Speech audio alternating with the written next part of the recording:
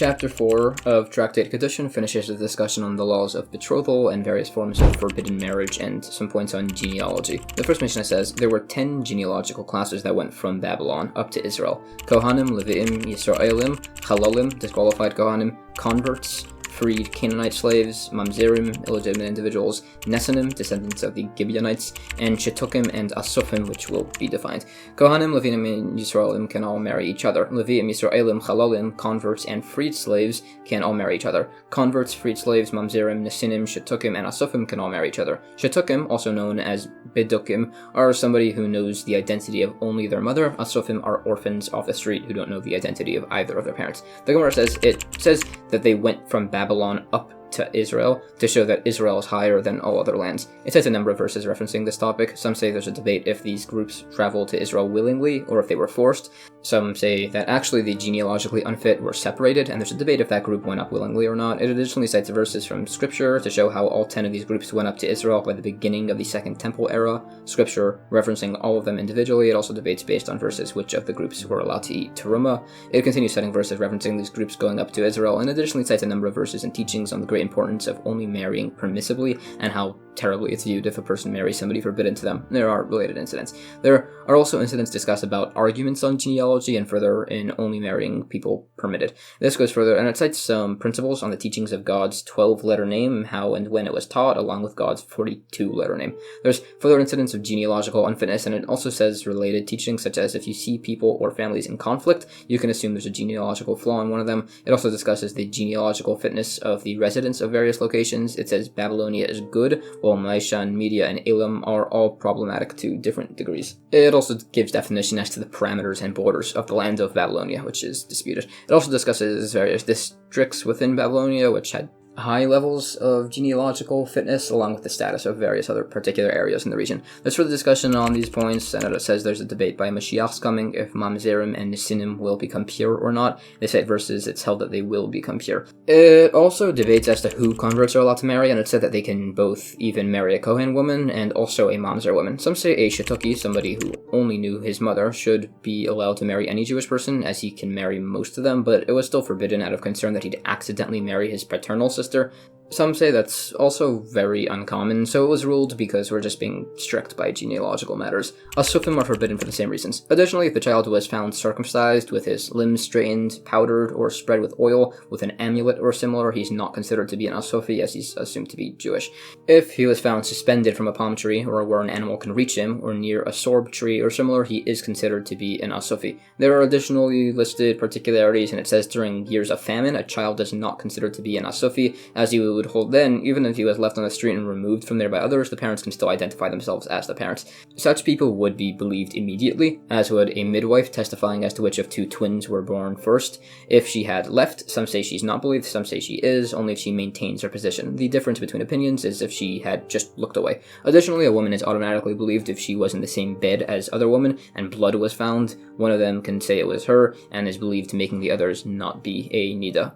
Additionally, it said that a midwife is believed to say the child is a Kohen or a Levi or a Mamzer or similar, so long as she's not challenged. Some say by 2 people, some say even by 1. Further, it said that 3 are established to believe the status of their firstborn son. The midwife, who's believed immediately, the mother, who's believed through the first 7 days, and the father, who's always believed. Sources are brought, and it qualifies the remaining points. It's held by a Shetuki or Beduki that if the mother is questioned and says she had been with somebody permitted, she's believed, even if the majority of the population would not have been permitted to her. New Mishnah. Anybody forbidden to enter the congregation, for instance, Mamzerim and Shetukim, they can't marry into each other. Others say they can, only if their prohibition to enter the congregation is certain. Uncertain statuses here are Shetukim, Asufim, and a Kufian. The Gemara says this is all pretty redundant from the first Mishnah, and debates what exactly the initial prohibition is referring to. These principles are further debated, and there are some additional qualifications. There are additional points on unique levels of genealogical statuses in regards to marriage, and points on believability by testimony here, and similar along with the permissibility of various particular nations, such as the Kufians. These are discussed further. New Mishnah. If somebody wants to marry a female Kohen, he must examine back 8 ancestors: her mother, her mother's mother, her mother's father's mother, and her mother. her father's mother, and her father's father's mother, and her mother. If he wants to marry a female Levi or Yisrael, he must check all of the above along with the maternal grandmother. You don't need to check the ancestry of somebody whose ancestors were a Cohen who actually served on the altar, or a Levi who served in the temple, or a member of the Sanhedrin. If somebody's ancestors were public officials or charity collectors, his daughters can marry a Cohen, and they don't need to be checked. Some even say it's sufficient to have been a witness on a document in the court of a Yeshana by Tzipori. Some even say it's sufficient to have been a soldier in a king's army. The Gemara says women need their genealogical status checked as opposed to men, as women used to frequently make fun of each other by accusing the other of being immoral, while men make fun of each other by their pedigree. So if there was something wrong with their status, it would have been known about. Additionally, it was ruled scripturally that genealogically fit Cohen women can marry men unfit to be a Cohen. Some say simply as opposed to all this, all families are simply presumed to be genealogically fit. Some say our Mishnah was specifically discussing cases where the individual's genealogy was contested. The exceptions, if the Cohen or Levi served in the temple or similar, exist because those positions require having a level of genealogical fitness. The other points are discussed along with scriptural sources. It says men who had served in the king's army refers to troops of the house of David who were required to be genealogically fit. It quotes verses on this. New Mishnah. The daughter of a male chalal, somebody who was born to a Cohen and a woman forbidden to him, she's unfit to marry a Cohen forever. If a Yisrael married her, his daughter can marry a Cohen. If a chalal married the daughter of Yisrael, their daughter cannot marry a Cohen. There's a dispute. Some say the daughter of a male convert cannot marry a Cohen, the same as the daughter of a male chalal. Others say if a Yisrael married a female convert, his daughter can marry a Cohen. If a male convert married Yisrael, his daughter can marry a Cohen. If a male convert married a female convert, his daughter cannot marry a Cohen. It's the same between converts and freed Canaanite slaves, even if there's a 10-generation gap. They retain the status unless the mother or father is a regular Jewish person. Others say simply, if a male convert married a female convert, the daughter can marry a Cohen. The Gemara discusses the scriptural sources for all these points, and it qualifies these further. These principles are additionally discussed. It also goes through the lashes received for a prohibited betrothal between a Cohen and others, as described. Many related verses on this topic are discussed. New Mishnah. If a man says his son is a mamzer, he is not believed. Even if the father and mother agree the fetus is a mamzer, some say they're not believed, some say they are. The Gemara says the first case is somewhat redundant in the formatting. They debate as to if the parents are believed and have their sources quoted. New Mishnah.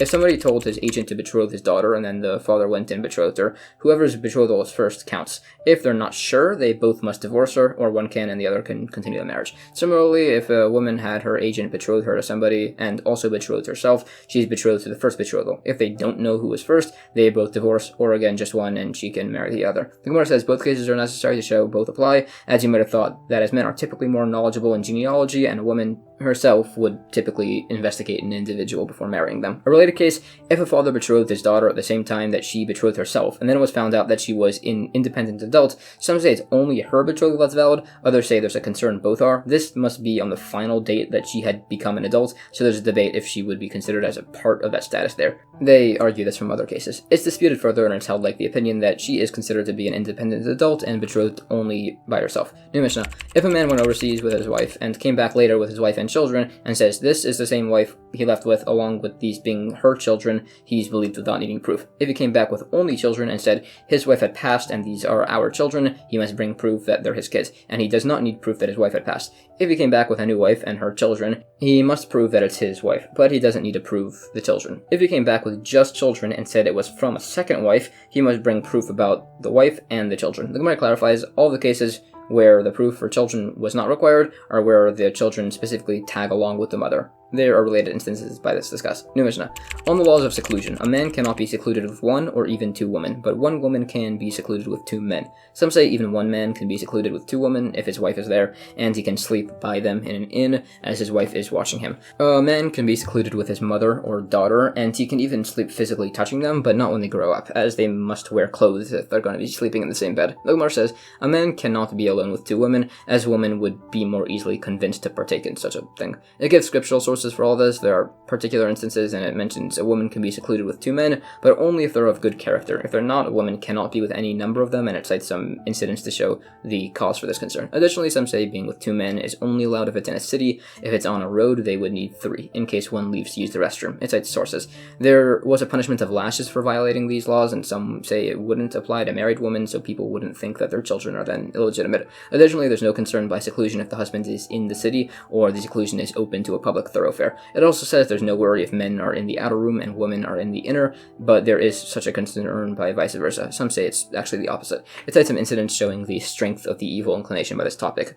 There was this one incident where there were several captured women who had been rescued and were being kept on the second floor of a sage's home, and the sage saw one of the women and became so desiring of her that he picked up a ladder that would have taken 10 men to lift and started going up. But as he was climbing up, he quickly realized what he was about to do and yelled there was a fire in the house. So many people came to help out and stopped him from doing that transgression. It also mentions some occasions where Satan decided to mess with sages by pretending to be a beautiful woman, tempting them, and then revealing who he was right before they did anything wrong. One sage used to frequently curse the Satan, so the Satan came to him disguised as a poor man and asked to be invited in, and then started acting disgustingly and making his skin start rotting off and doing very impolite things. So the sage scolded the man for behaving like this, and the Satan made it look like he had died.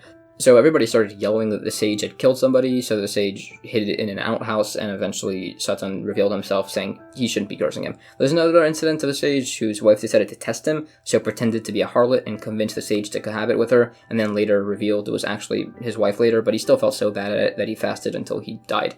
It qualifies the remaining points on seclusion, along with a few exceptions, like a child can sleep with their parents and similar. New Mishnah. An unmarried man or woman should not be the teacher of children, and there's a dispute if unmarried men should herd cattle or sheep together. The Gemara says the issue with teaching the children is because their parents will be there, and the teacher might be improper with the kids' parents. The other points are debated if that's actually a cause for concern. New Mishnah.